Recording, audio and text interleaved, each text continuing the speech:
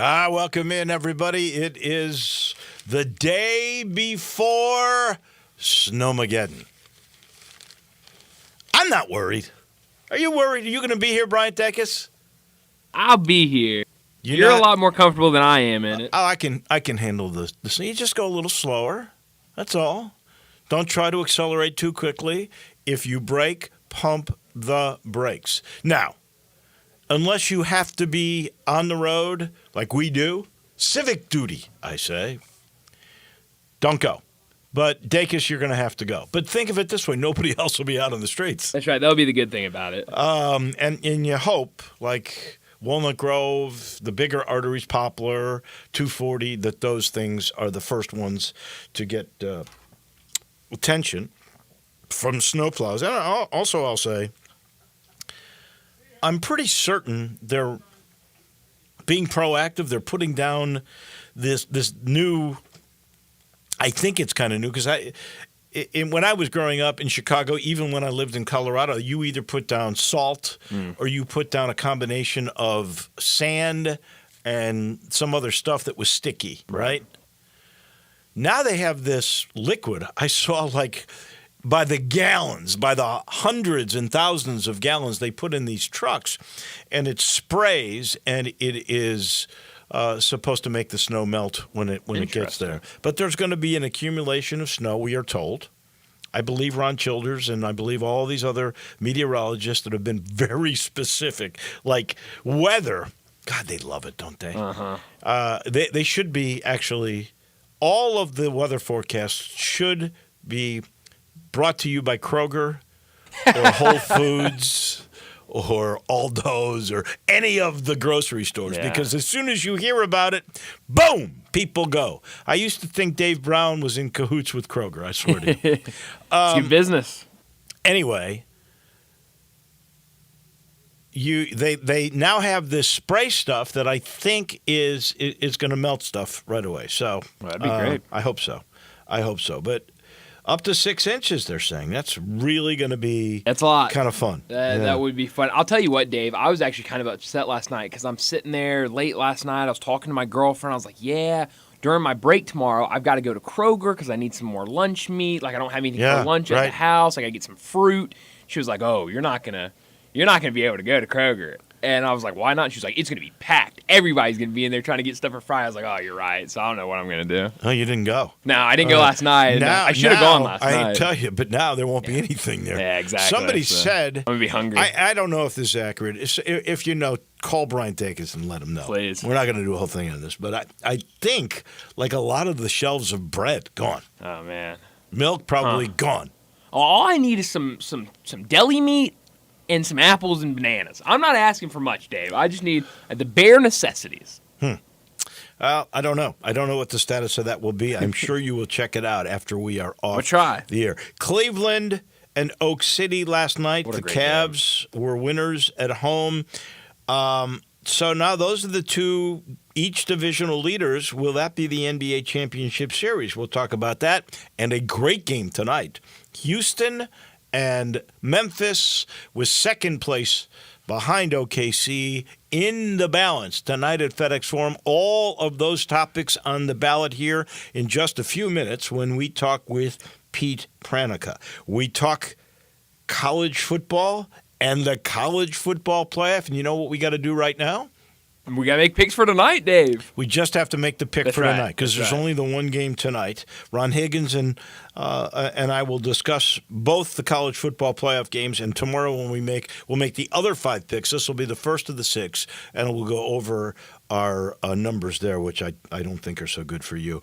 Ole Miss on the road, they handled Cal and Arkansas last night. That helps the Memphis, although it's still the net I saw was 32.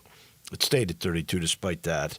So we'll talk some SEC hoops with Ron Higgins as well as this, and then we'll end our Thursday with Jarvis Greer. Before I go any further and we make our pick, and we got Pete Pranica coming up, I did want to pass along some very sad news that I just heard. An old friend of mine who is an amazing human being, he and a partner started all of the Wendy's in Memphis.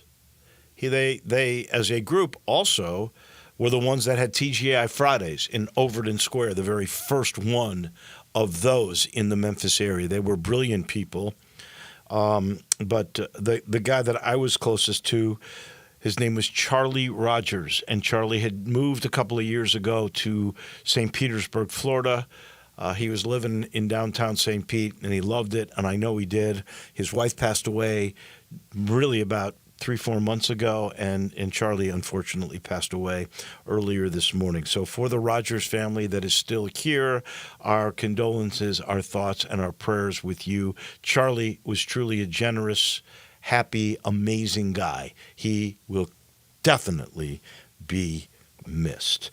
A little bit later with Jarvis, we'll also go over some portal news. My gosh, it looks like Ryan Silverfield's killed it, doesn't he? Doing a great job. I guess the latest is a wide receiver that started at Georgia, went to Purdue, was a 4-star guy out of high school, has a couple of years of eligibility left. Here's the one thing I hope about him, speed, because that's the one area I don't think Memphis has. You know, they got a replacement for Kobe Drake in Cluse, who is a freshman, looks just like him, maybe a little bit bigger. And then Lamphere replaced himself because he was leaving. Right. He came back. So I like that part of it. But I don't think you have, when you lost Joe Skates and then you had Blankumsey this year, but it was kind of like that. But you got to have a speed guy. Yeah. And I'm hoping, I don't know if this kid is that or not. Now you have cornerback from Michigan, you got a Virginia Tech linebacker. I mean, he's doing well. And that Virginia Tech linebacker and Lamphere, both of them are benefiting from the ruling of the additional year. I know Jonah Dillon has a really good story in the Commercial Appeal about how the Tigers are kind of capitalizing on that. And, the one they lost, Elijah Herring, I wonder how much Mike Norvell paid him. Man. But you know what? Well, never mind. I'm not going to go into it. I'm not going to go into it at all. But he's dipped into his own $5 million pocket to help get Elijah Herring away from the Tigers. All right, real quick. So we've got it in the books tonight. It is Penn State and Notre Dame. That game has Notre Dame as the favorite by 1.5. I still scratch my head. Notre Dame did lose to Northern Illinois. They did beat A&M before they lost to Northern Illinois, so they had a big win there. That's a decent team. Other than that, I'm not totally crazy about any of their victories. Indiana was, a lot of people suspicious because they didn't really play anybody. And then, honestly, they beat a Georgia team that didn't have a quarterback. Right. So I am not as high on Notre Dame as apparently most people. And Penn State's good. Yeah. I mean, the question is, can James Franklin actually win a big game? I mean, he did. I think this is in his reach. I will pick Penn State. I'll take the 1.5. Yeah, I'm going to take Penn State as well. I mean, you just said it, Dave. Nobody's ever questioned the talent Penn State has had. It's been, can they win the big games? And they've shown this year, so far at least. Now you can make arguments of who they've played, but they're winning those big games. And you look at Notre Dame, they got 17 points, 14 points, whatever it was, in like a minute span of that game. That completely opened that game. If that doesn't happen, we could be talking about a completely different game between Georgia and Notre Dame. So I'll take Penn State. All right, we are on the same page there. You need to get on the family leisure page because I want you to save money with the floor model sale all the way through January. All the 2024 inventory literally has to go. How do they do it? Well, they put it on sale for 50% off. They got to make room for the 25s. The cold plunge tubs. That seems weird right now, as cold as it is. But that's the thing. Get your heartbeat going. They're under $5,000. Hot tubs up to $3,000 off with free steps and chemicals. You got pool tables, arcades, ping pong, air hockey, foosball, a whole lot more. 20 to as much as 60% off. All you got to do is get to Family Leisure, I-40 and Wooden Road, where family fun and a big floor model sale all come together. Back home for just a little bit, Pete Pranica, voice on TV of the Grizzlies, joins us every Thursday. You got a big game tonight with Houston. But let's go back just a little bit and talk about the victory with Dallas. You were missing a lot of guys. They were missing a lot of guys, including Luka and Kyrie. But Triple J had 35 in that game. The reason I want to bring that up to begin with is he an all-star? I don't have a vote. I don't know if you've got a vote, but I haven't seen him on many lists. I know he's been an all-star once. Clearly, it seems to me, both sides of the floor, the way he's playing these days, he should be an all-star. Your thoughts? Yeah. Good morning. Yeah. Good morning. Yeah. It's a no-doubter. I mean, when you're looking at what he's doing on both sides of the floor, the guy that he's guarding shoots like 38% from the floor, which is a ridiculously good defensive field goal percentage.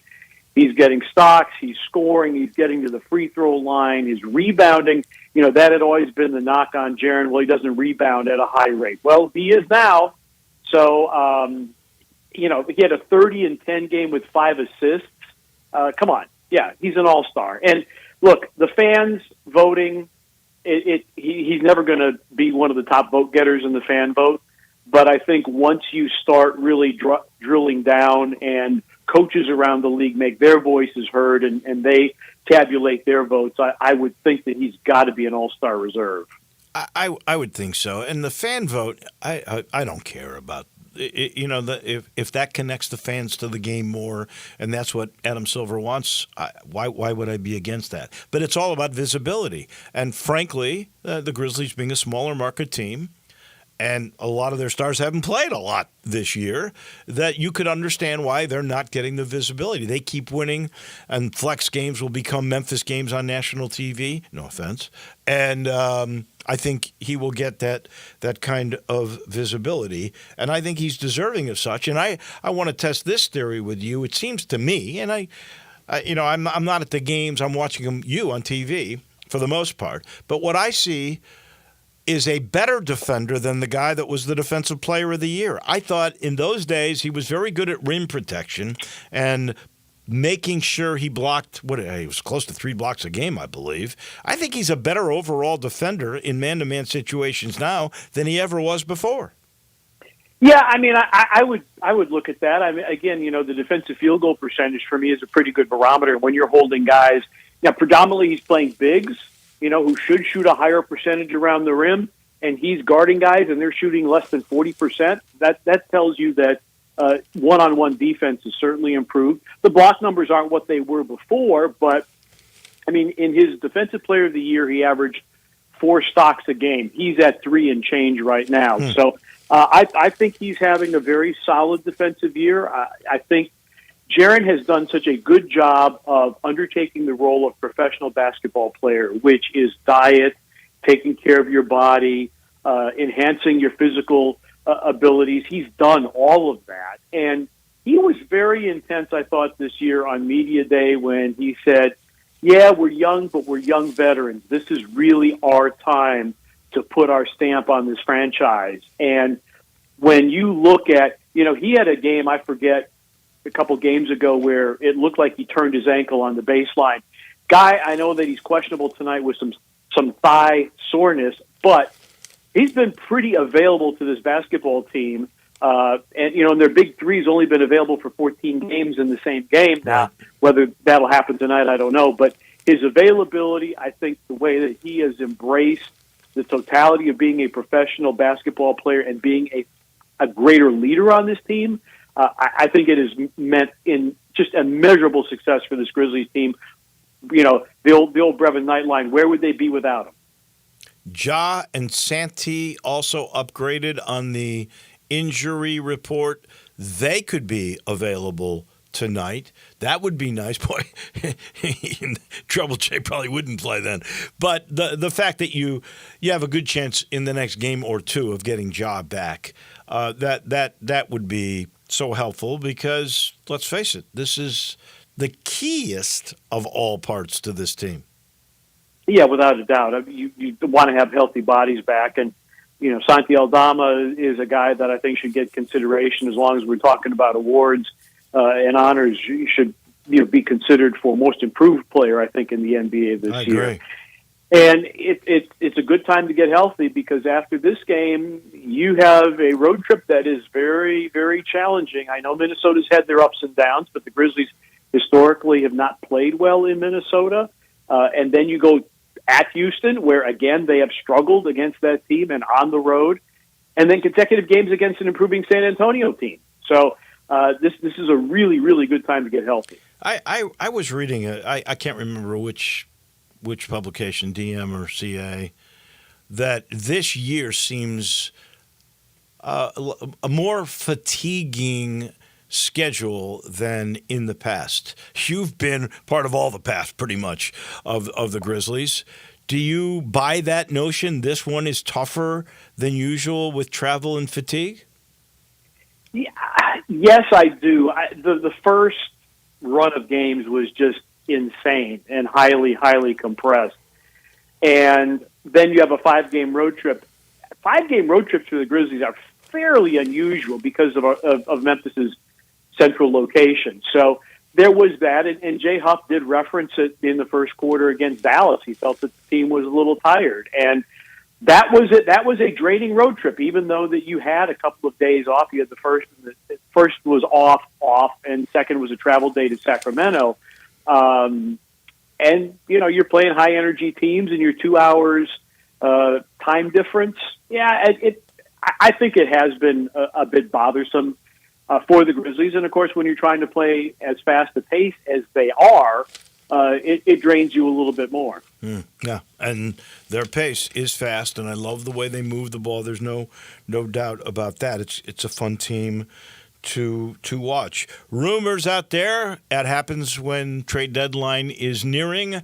At first, it was Jimmy Butler, and Jimmy Butler, thank goodness, said no, because that's $100 million over the next 2 years for a guy that has seemingly a pretty bum attitude and is past his prime, I think. He's a great player. Was a great player. I'm not sure he's still that same guy. Now there's Cam Johnson. What are you hearing about any kind of movement? Or do you think with Gigi Jackson and Vince Williams around the corner getting back healthy, do the Grizzlies stay pat?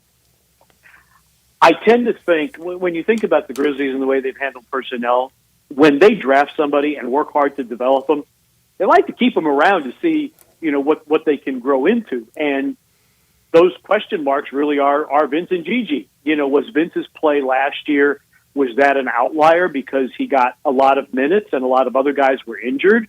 And the same for Gigi. So I really think that Zach Kleiman would probably tend to stand pat because you've got these guys coming back now, and you don't even really know what you have with everybody being fully healthy. So I mean, it would have to be the proverbial deal you could not refuse.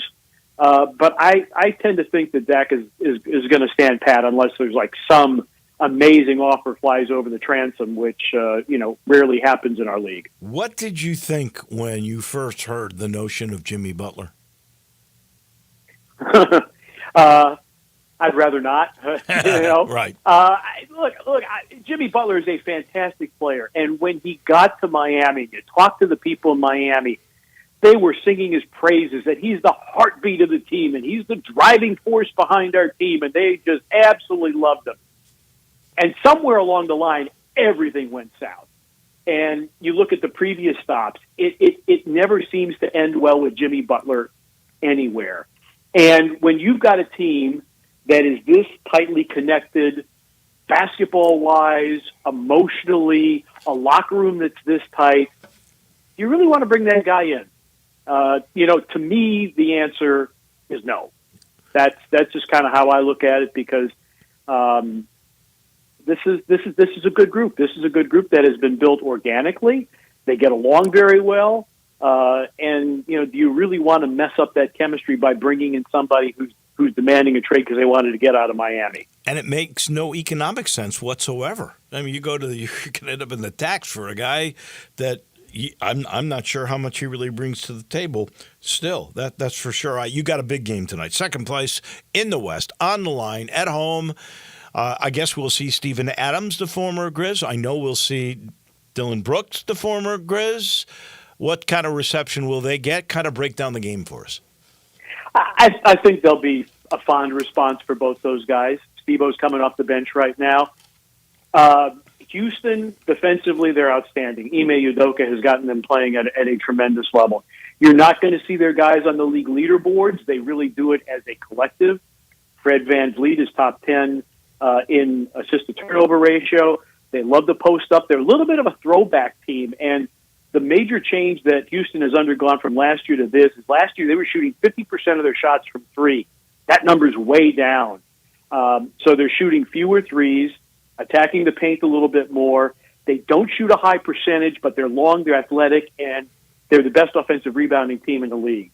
So this is, and basically you're looking at the top two offensive rebounding teams in the league. So I think the missed shots are going to be very intriguing to watch tonight. Houston typically gives the Grizzlies problems. They're long, they're athletic, and so I think it's going to be a very compelling matchup tonight between these two teams. And the Grizzlies certainly they're going to have to shoot really well, I think, in order to deal with Houston, and they're going to have to flex their muscle on the glass. So hopefully this will be a nice game for Zach Edey. MLK game coming up soon. Are you doing your usual role with all of the festivities, including that roundtable? Yeah. I'll be chairing the symposium again, and very much looking forward to that. And really looking forward to hearing the stories from Tommy Smith. You know, the 1968 Mexico City Olympics. Me too. And the Black Power salute from the victory stand. Cheryl Miller. You know, we're talking about the tremendous explosion in the popularity of women's basketball, and Cheryl Miller was right there at the very beginning. So very much looking forward to it. It's always a good conversation, and to me, it's as important a day on the Memphis calendar as any. I'm with you. It's the one time I definitely want to be at FedEx Forum for that game, positively. You always do a great job with it too, Pete, and we appreciate you every Thursday. Thank you much. All right, thanks. That is Pete Pranica, the TV voice of your Grizzlies' big game tonight. That will be fun. And I don't think the snow really comes until after, so don't worry about that part of it at all. We got to take a break. When we come back to Baton Rouge, we talk college football and some SEC hoops too, all coming your way in just a minute on Wolo and Friends. Start your day with Sports 56 Mornings with Greg Gaston and Eli Savoy. Weekday mornings from 7 to 10, right here on Sports 56 and 98.5 FM. Exercise. The exercise coach is ready for you. Strength training only takes 20 minutes twice a week with special computerized exercise equipment designed to maximize your workouts and minimize your time. An exercise coach gives you personal workouts by one-on-one with a trainer. Check out the exercise coach at exercisecoach.com/Lakeland or exercisecoach.com/Free injury or knowledge. Elwood Shack in the Lowe's parking lot on summer just keeps getting bigger and better. Bigger because now there's a second Elwood Shack at 4040 Park Plus University of Memphis. And better because you can get breakfast every day at both Elwoods. There's the barbecue breakfast burrito, either beef brisket or pork shoulder, and pancake biscuits made fresh daily. Real house-made pancakes, apple and bacon, French toast, and more. And the new Elwoods even has a real coffee bar serving fresh roasted J. Brooks coffee. Elwood Shack, now with 2 locations and open every day for you. When you're working outdoors, unpredictability is real. So take on the toughest jobs with the 2025 Honda Pioneer 7. This running side-by-side is powered in any party with reliable torque towing and smooth shifting for trails. And you can choose between 3 trims, standard, deluxe, or the trim timber first edition. Ultimate Hamilton's Adventures. See the 2025 Honda Pioneer 700 today at Casino Honda, 56 Road,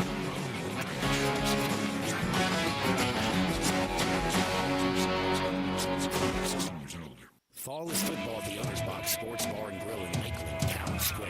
Monday through Friday, it's happy hour from 3 to 6. $1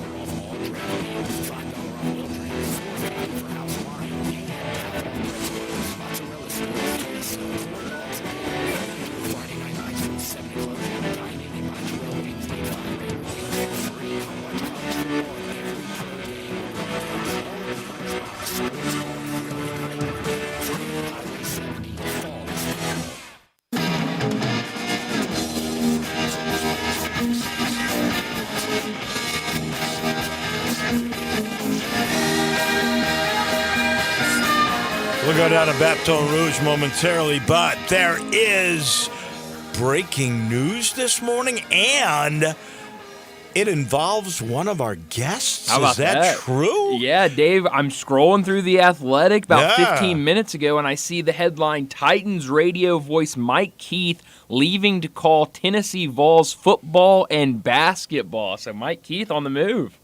Wow. Mike Keith.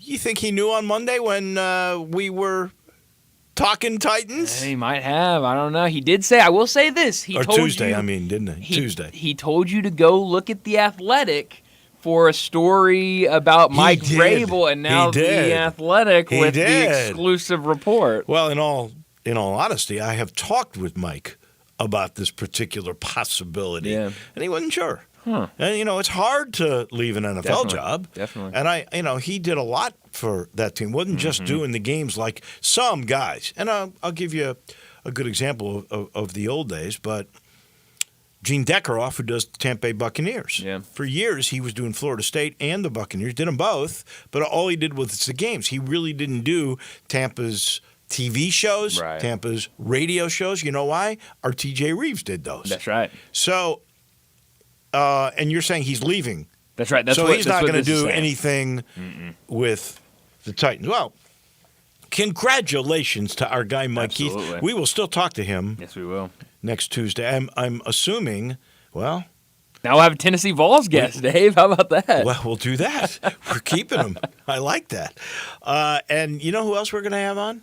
Who's that? The guy he's replacing, Bob Kessling. Oh, all right. We're going to reminisce with Bob at some point, That'll not be on a fun. regular basis. Yeah. But just because, Bob, first of all, Bob had to do something, and Ron Higgins will, I think, agree with me on this.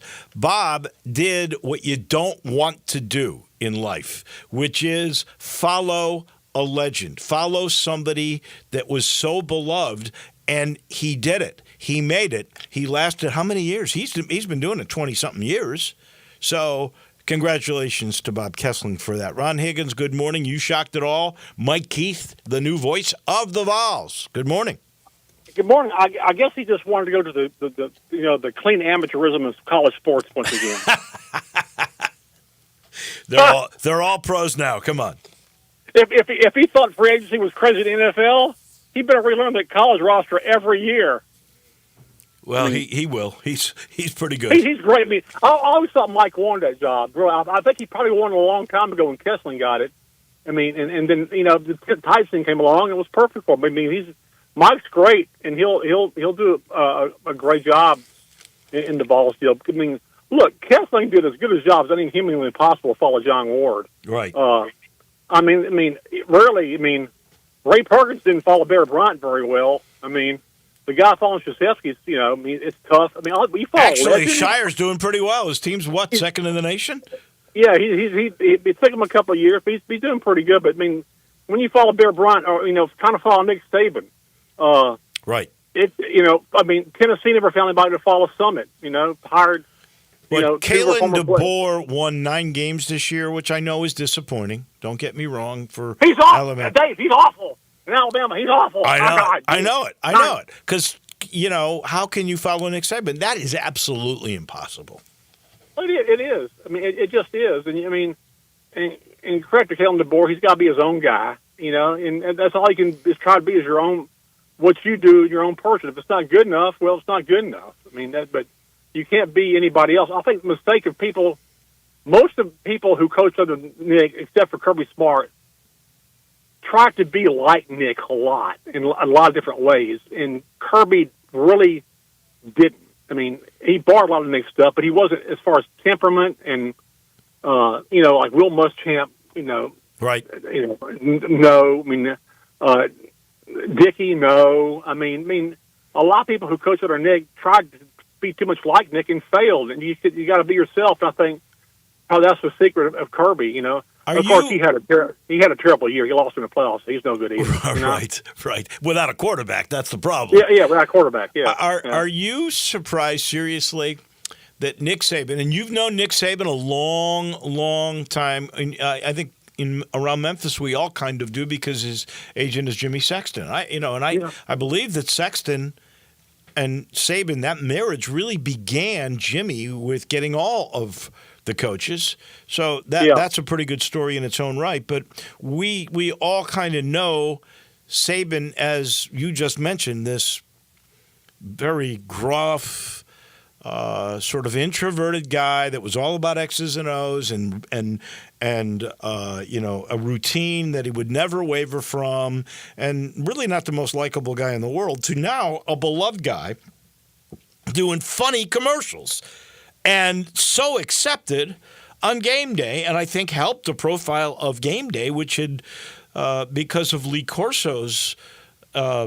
just getting older and had that stroke, I think there was a little loss of traction on that show. He comes in with McAfee, and they have really infused more popularity into that program. But are you surprised at how Nick Saban has become this warm and fuzzy dude?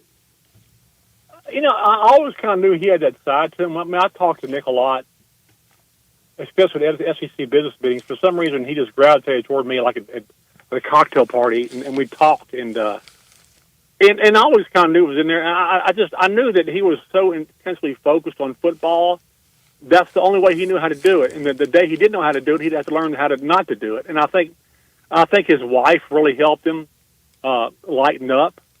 The funny story is one of the first two times they went to McDonald's after he quit coaching, and he orders something he's with his wife. He orders something, and she has him a credit card, and he goes, "McDonald's takes credit cards?" I mean, it's like he'd been locked in this cave for forever, however long as a coach. That's the way he had to do it. He didn't know any other way. But I think this transition's been great for him. He's great on TV. I know he looks at McAfee like he's an alien sometimes, right? But he's great on TV, and the fact they kind of let him go. And he says Nick stuff, I mean, and he'll cuss, but honestly, it's like kind of like when Nick would say something sarcastic to his team, he'd say that. I laughed at the thing when they had Kirby Smart and Sarkisian on the SEC game, and they're talking, they're complimenting each other. Nick's in the middle of it, they quit. Nick looks at them and goes, "Both of you guys are full of blank." Right. And they all bust out laughing. I think it's great, and the commercials are so well written. That is Nick right there. They got Nick's personality right there. Okay, these are the rules. No monotone. That Verbo fun. spot is fantastic. Yeah. I'm with you. I love that. It's perfect. So, but I'm happy for him.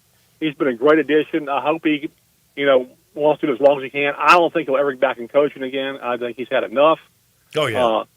A lot of these coaches, it's amazing. A lot of these veteran coaches. They just don't want to deal with the NIL stuff. I mean, the guy from the Miami basketball coach, Larinaga. Larinaga. I mean, these coaches are getting out of this game because it's not what they got in here for. Nick would be crazy. I mean, he's got it with the TV. He doesn't need money, even though it's pouring in with all these commercials. Yeah. And I think he seems to be enjoying life. And let's face it, the dude's 72 or 73 years old. He's no spring chicken. But do you think, like James Franklin keeps pushing, do you think he'd want to be the commissioner of college football if they actually did try to unify and get a guy in there that understood all sides of the docket? I'm not sure that, although Nick has coached at MAC schools to go along with the SEC and the NFL for that matter. I mean, but do you think he'd want that? No, and he'd be perfect for it. I said right away that he should be commissioner of college football because he cares about the game. He cares about how it's he just cares about it. He cares about the rules. He cares about all the craziness, how it's out of control. But I don't think he'd want to get that involved to where he'd be stuck in an office all the time, or I don't think his wife wouldn't let him. Probably, she's probably, you know what, Nick, I finally got you after all these years. I got you on my ground now, and we can relax and have fun. And you can do your ESPN stuff starting in July and all the way to the playoffs, and then we have all those other months we don't have to do anything. Right. I absolutely. You are not Nick Saban. You are not going to take this job. You understand me? And I get it. I mean, even though he would be great. I mean, he'd be honest about the stuff he says. He'd be really good. Coaches respect him. He's the only guy I know that all the coaches would respect. That's true. My fear of him, though, is he's already said he would make a bigger separation between the group of 5 or now 6 and the Power 4. He understands that because there's just different budgets. You know, I mean, it's just. But still, he wouldn't do it. I think he likes his role in college football right now. I don't think he wants any more. It would stun me if he took on more than he's taken now. I think after all these years, he's finally got a thing where he's not thinking about recruiting every day or winning games every day or that intensity he would have almost every day of his life. It's not there anymore, and I think his family and his kids are ecstatic over it. Yeah, absolutely. But James Franklin makes good points. You have to have uniformity in the game. I don't care how they do it, whether there is a czar, whether it's Saban or not Saban or somebody else. He threw out like Dave Clawson, and I'm trying to remember, he threw out a couple other names. But the fact is, all the conferences should play the same amount of conference games. There's enough teams that you can do that.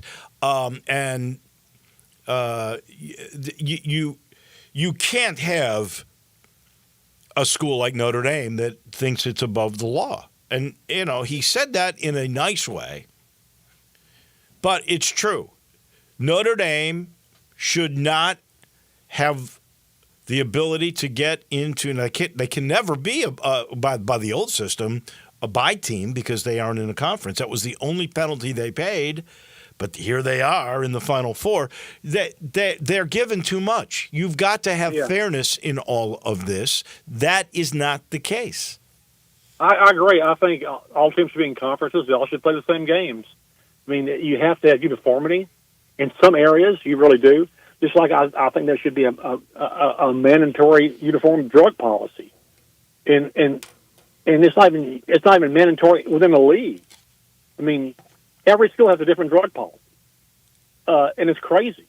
I mean, I remember I asked Sankey one time. I said, why can't you have a drug policy that's mandatory throughout the SEC?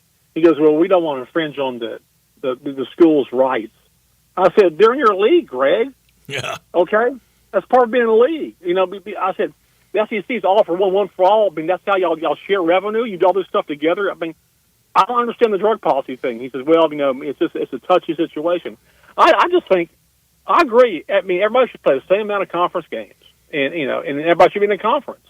You shouldn't have independence by this point in your life, okay? You just shouldn't, especially Notre Dame. Well, Notre Dame would have their fair share of suitors. I mean, they probably belong in the Big Ten, honestly, by the way they play, where they are. But they're in the ACC for everything else. I don't understand why the ACC allows that, personally. Join or don't. I agree. And you know what? All these schools really have the power. All they got to say is, we're not going to play you. And then what happens? That's exactly right. Brian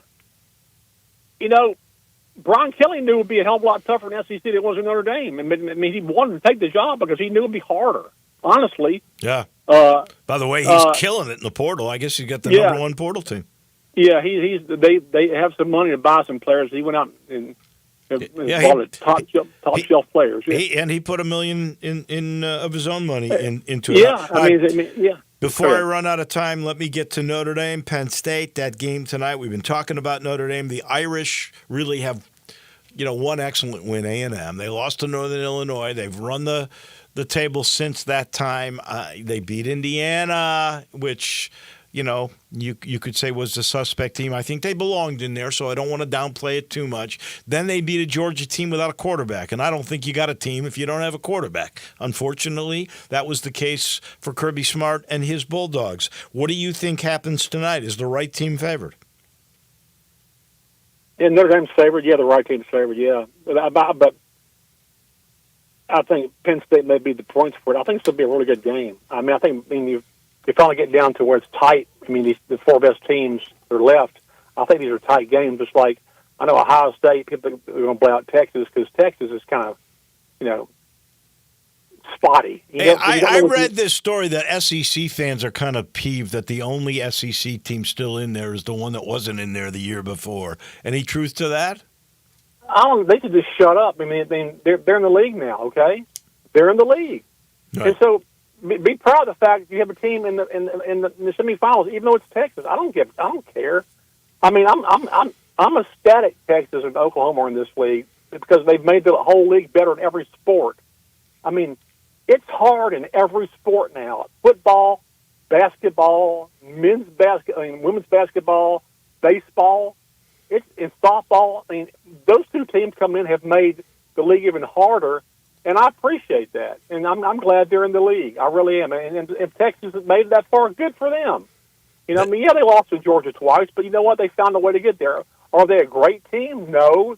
I mean, they have periods where you wonder what's going on with them. I mean, Quinn Ewers makes a bad throw. He makes a clutch throw to send the game to, save their rear end the last game. So you don't know what you're going to get with Texas. They have home field advantage. They're in Dallas. Yeah, they in the sure Cotton do. Bowl. Ohio State's getting 5.5. How do you view this one?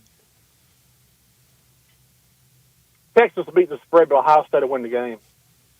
Okay, Yeah. interesting. I just so think you're Ohio State- both these games you got as being close. Yeah, I think if we get to this, I'll be stunned if there's blowouts in these games. I will be. I just think if you get to this level, things might get tight. But I give Ohio State credit. They play loose and fast. I'm not a big Ohio State guy, but I'm happy for Ryan Day, who basically was fired on the TV by, was it Screaming A or somebody fired him. I mean, I'm happy for a guy who kind of rebounds and sticks it out and, Well, he beats everybody but Michigan. Let's face it. That's his sin. I mean, so if he wins the national championship, will anybody remember he lost to Michigan this year? Yeah. Yeah. I mean, We will talk championship game and some basketball next week. Man, Ole Miss did their bit on the road at Arkansas last night. That was pretty impressive. You got 5 teams: Auburn, Mississippi State, Alabama, A&M, and Ole Miss, all 2-0. And first week, Tennessee gets beat by 40. Figure that one out. And they score 15 points in the first half. Yeah, 44 total or 43 total. I mean, come on, crazy. I mean, I heard somebody say last night they think probably the first place team in this league end up with 4 or 5 losses. I could see that. I think it could see will. that. I know. I said that early. I think at least 4 losses to the winner of the regular season. Ron Higgins, thank you, my friend. I appreciate you. We'll talk next week. All right, Wolo, take care. We'll see you. That's our SEC historian down in Baton Rouge. That is Ron Higgins. He's brought to you by Ken Garland. There's years of history with Higgins. There's years of accomplishment with the Garlands. It started with Ken Sr., then Ken Jr. Ken Jr. still very much a part of this business, but William, the 3rd generation of expertise, is in there. Here's a common denominator. They all see the big picture and the little details all at the same time. And here's another little nuance you don't get with other major companies.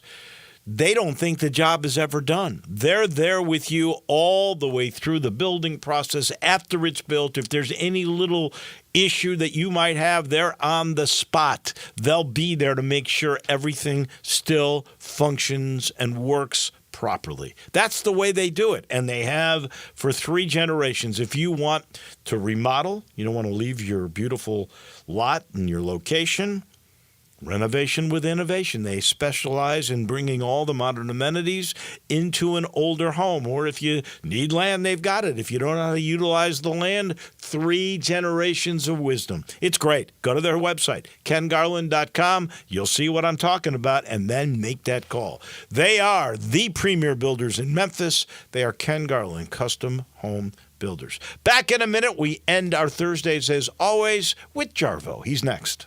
We are real sports talk. Sports 56 WHBQ. Available on your radio dial at 560 AM and 98.5 FM, as well as around the world online at sports56whbq.com. Take us with you everywhere by downloading the Sports 56 app. And at home, just say, Alexa, play Sports 56.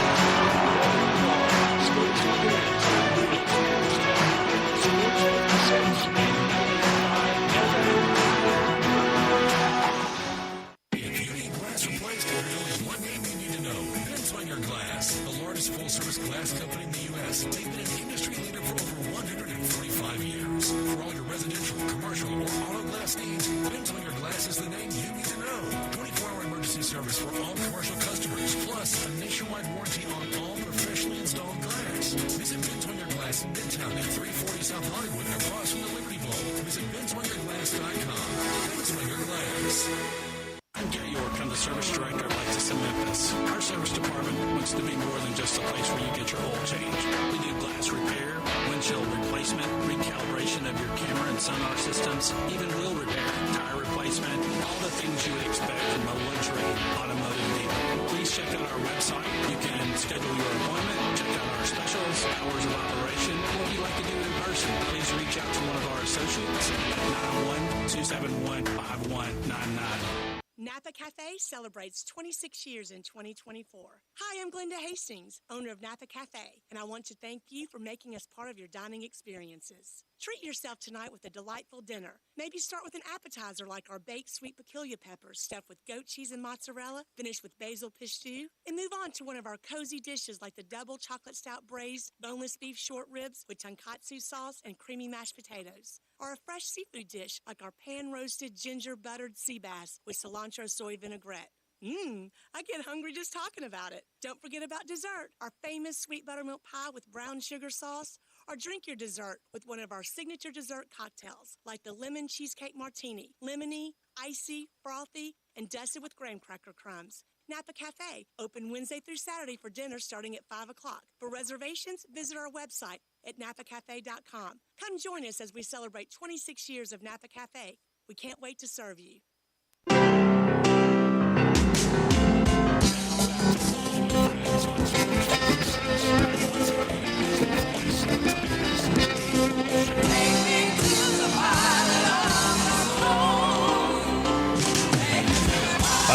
Let's head downtown. Jarvo standing by. Big game tonight. Houston and the Grizz. We'll get into that in a second, but let's first talk about what Ryan Silverfield is doing in the portal. He's got like 30 transfers already.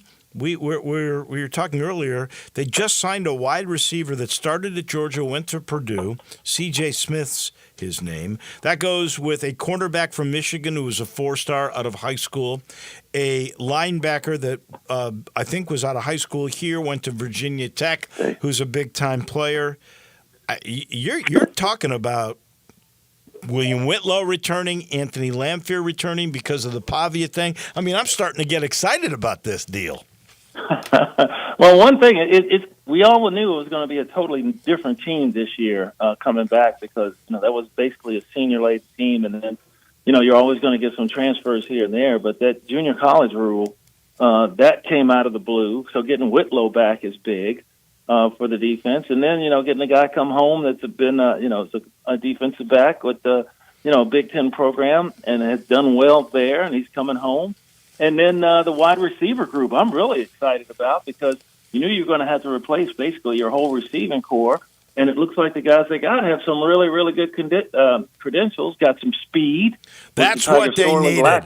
That is what they needed. Now, just refresh my memory, and I should know this. Blankumsey, is he out of eligibility or can he come back? I know Bussy, who got hurt. What?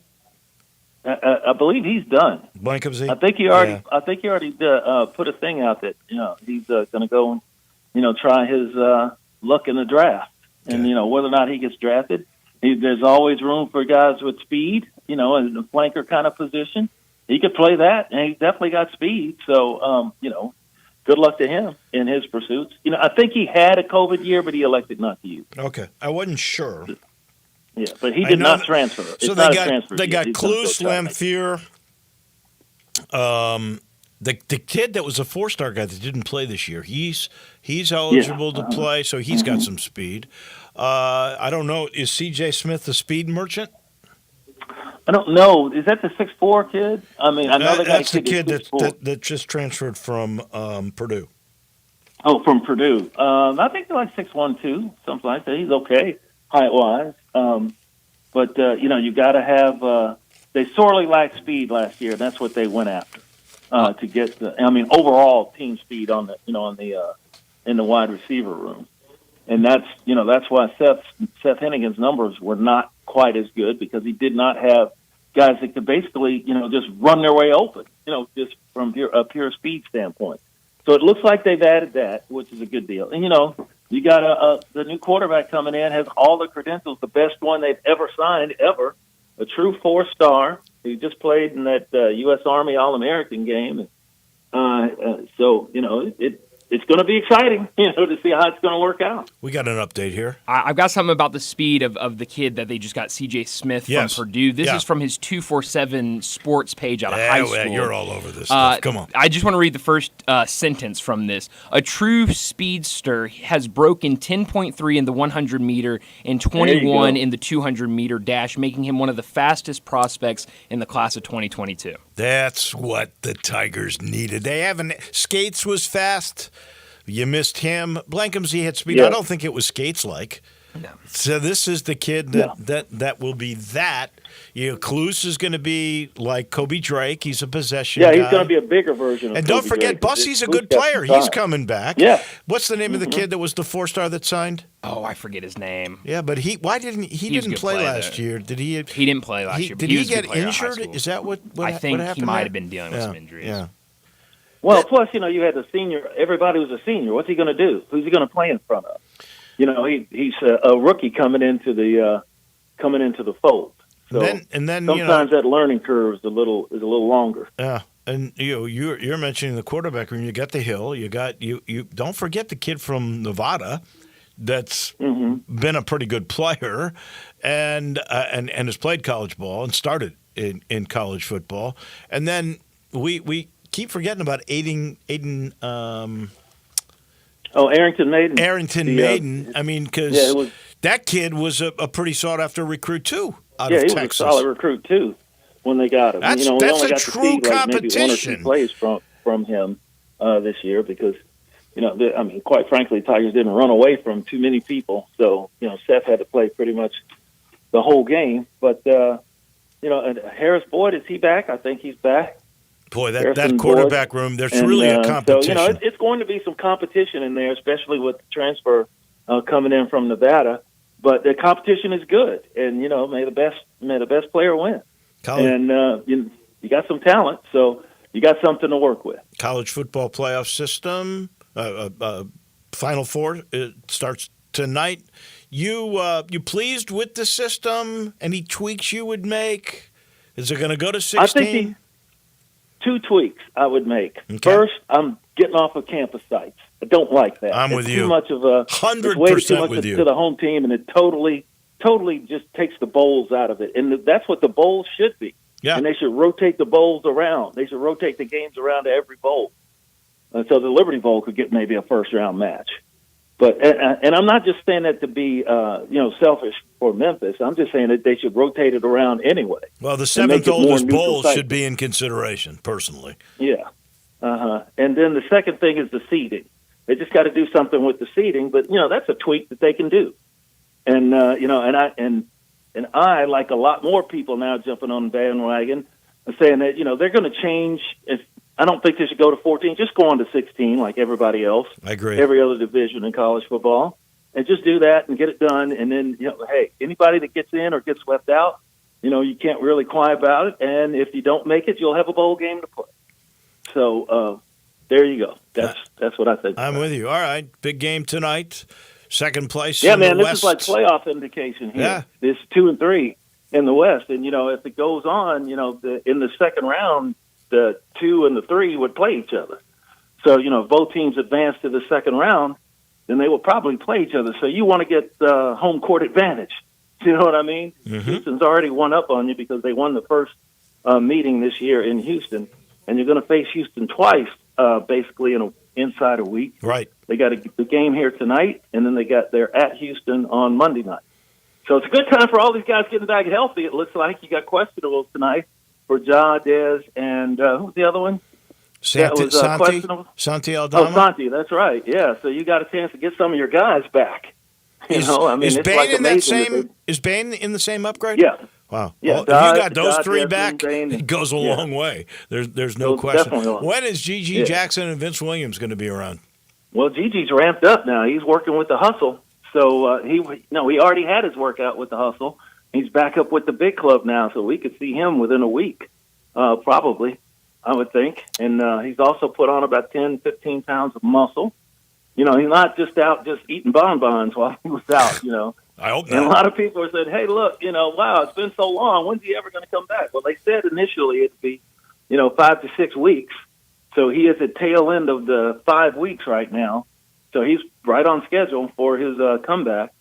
And, that just adds another cog in the wheel. And, I'm of the opinion, Dave, that I think, sometimes the best move to make with the trade deadline coming up is the move that you don't.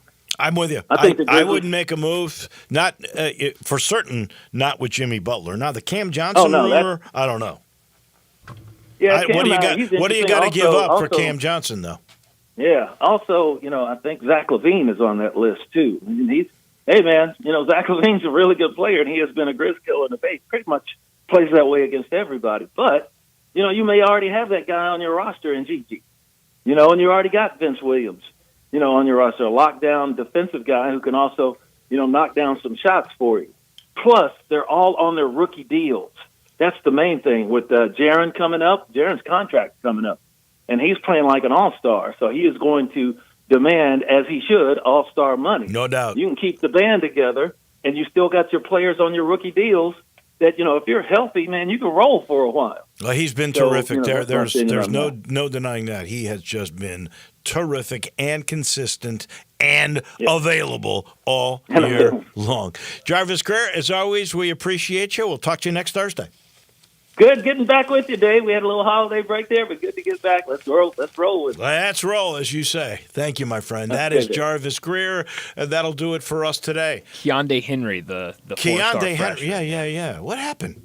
I think dealt with some he got injuries. banged just up. Yeah, I think he did early in the year. And keep him just- for 4 years old. They could have played him for 4 Yeah, games. they could have. I don't know. That's why I think it was injury, because they had opportunities, bowl game, different spots I to think get so. him in there. So yeah, Bussy and him back, and this new speech. Oh, this is Good group. ooh, baby. I know we got a long way to go. We got basketball. That's right. We got basketball, for goodness sake. But we will make all of our picks tomorrow, and it'll be the round table and a whole lot more. That will be mañana. Don't forget, make sure you're ready for the snow, because it is coming later tonight. We'll see you tomorrow morning, no matter what. That's for sure. Johnny Radio is next. Have a great day, everyone.